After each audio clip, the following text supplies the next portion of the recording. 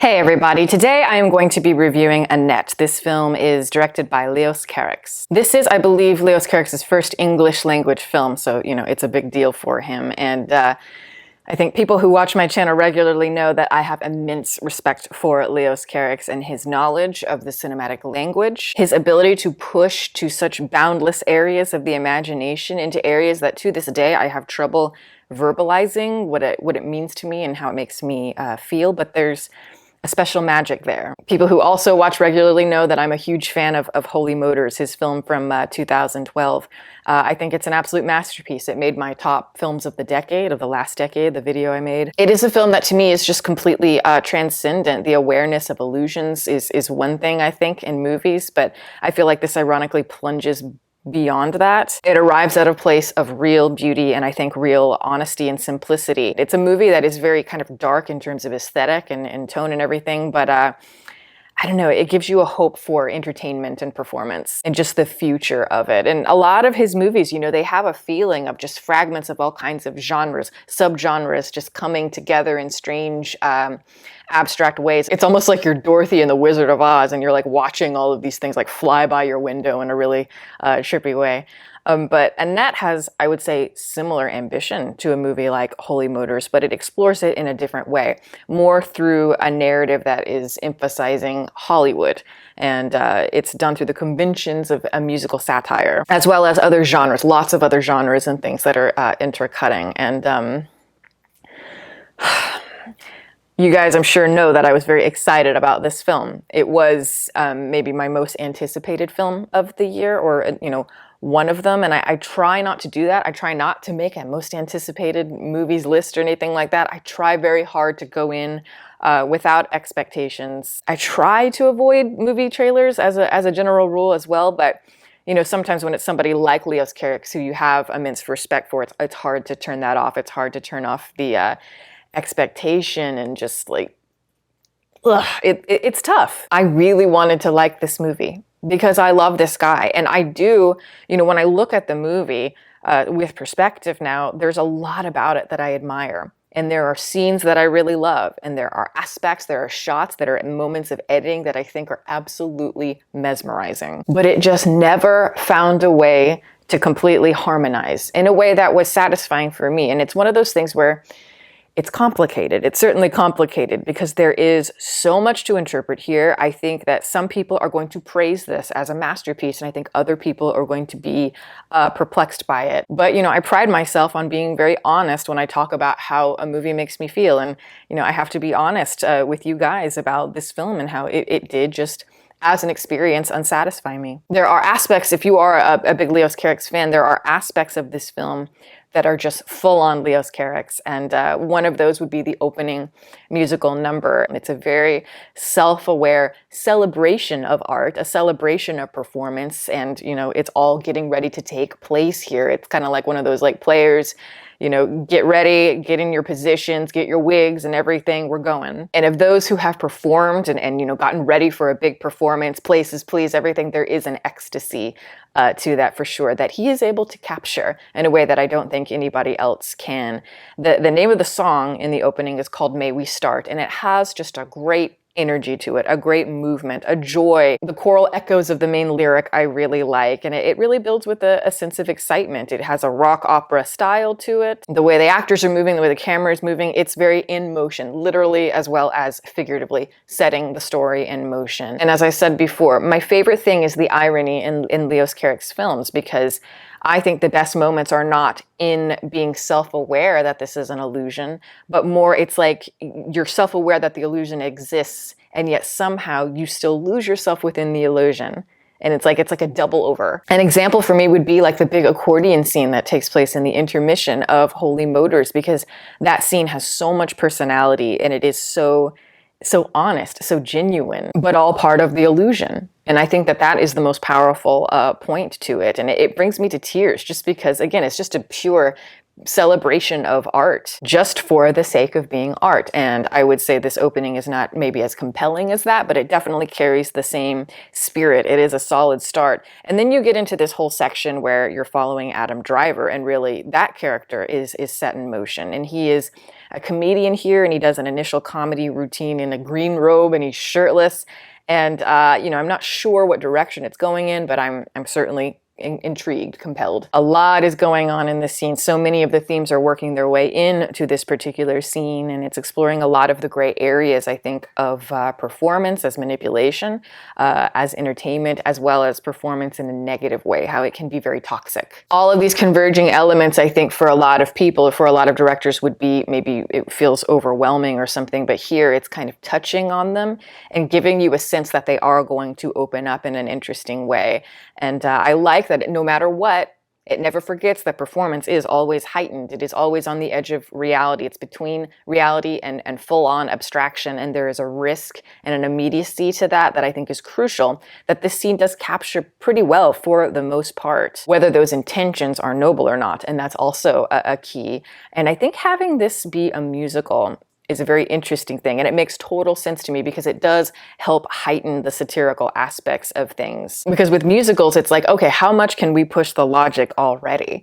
And so it makes sense to have that here. How far can we push this? And with Carrick's, it's like you're pushing into very surreal, aspects. It's almost lysergic levels. The humor here as well is full of contradictions. It's using puns that are just so ridiculous and so on the nose, but it's almost as if it's testing how much it can stretch that mockery and how much it can stretch your expectations of it. And other times the humor can be seemingly so artificial that somehow it becomes real, or something can be so dark and serious that it somehow feels slapstick. So I really like the inversion of all of that. It feels like black box theater, black box improv. There is something very David Lynch, Club Silencio about this particular scene, but just in all of Carrick's work. But it's just the idea of a big construct, that this is a blank canvas of simulated improvisation sometimes. But again, this is more focusing on Hollywood. It's focusing on tabloid sensationalism, and also, very importantly, kind of the masculine archetypal symbol, which is represented, of course, through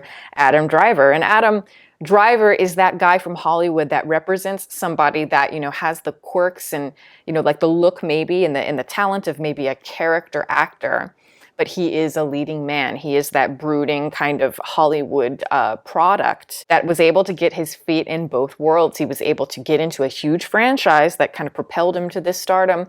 And so he gets to be that character actor, leading man kind of thing. And this is a product that is built, again, through Hollywood. And I think Adam is very aware of his effect on people, and more importantly, Leos Carax is aware of the effect on people because he's the one who cast him.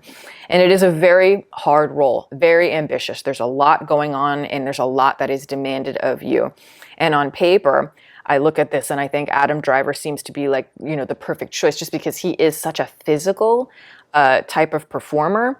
And I look at a show like Girls, I still think by far that is Adam Driver's best performance, but it had like a Stanley Kowalski kind of primal feel to it. Like he was very dynamic in a way that I wasn't used to seeing. And Leos Carax is known for bringing out amazing things from his actors. And most importantly, he brings out physicality in his actors. And unfortunately, while I admire aspects of Adam Driver's performance here, it just never truly captured, I think, the immediacy of that Leos Carax rhythm, that style. I know that like Denis Lavant is Leos Carax's muse and somebody who has worked with him many times. And it's hard, I guess, to see somebody else fill that role, because that guy is just, extraordinary. He is one of the most extraordinary physical performers I have ever seen. The versatility, the awareness of his body and how to contort it is, oh my God, amazing. He is the kind of guy who I like to say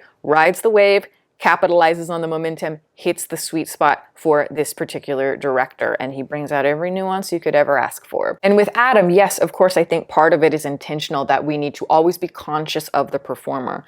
While they're constantly changing and adapting to different things, they should be convincing still as one person. It's hard to explain, but it just felt a little bit off. But the film also just felt a little bit off. The ideas were just always lacking in some sort of special emotion where the concepts fuse in perfect harmony. But as I'm watching it, you always do have to consider the awareness and all of those contradictions that he's creating here, because you have this sense of awareness, and it gives you a sense, though, that the movie knows that it is either going to succeed or fall completely flat. And that chaotic feeling, and just that feeling of just trying things, it can be very exhilarating. But there's just like a muddy malaise about everything. Nothing ever felt like it was taking on the life of all of these different ideas in ways that were fully fleshed out. And I felt this way mostly in the middle section of it, because this is where the pieces are all just kind of running together. They don't ruminate, they don't blossom, so that I can respond to it. And even just the music here. I know, again, it's supposed to be in that rock opera style, and it's also very Stephen Sondheim, but there's only a couple songs here that I really like. The rest of them never felt like they brought any of the emotion out. They just, again, run more into that monotony. And if you've seen Marriage Story, Adam Driver has a scene towards the end of that film where he does sing a Sondheim song. And it is absolutely wonderful. It is a wonderful moment for the character. It's a very vulnerable moment. It's kind of a self-actualizing moment. And I thought that his performance in it was wonderful. And of course, it's a completely different movie. But I feel like that scene really set out to do what it meant to do, and I felt like it was more emotionally powerful than almost anything in Annette. But yeah, I'm just constantly in and out of it. Nothing is fully shaping into something that I can sink my teeth into until the third act of the film.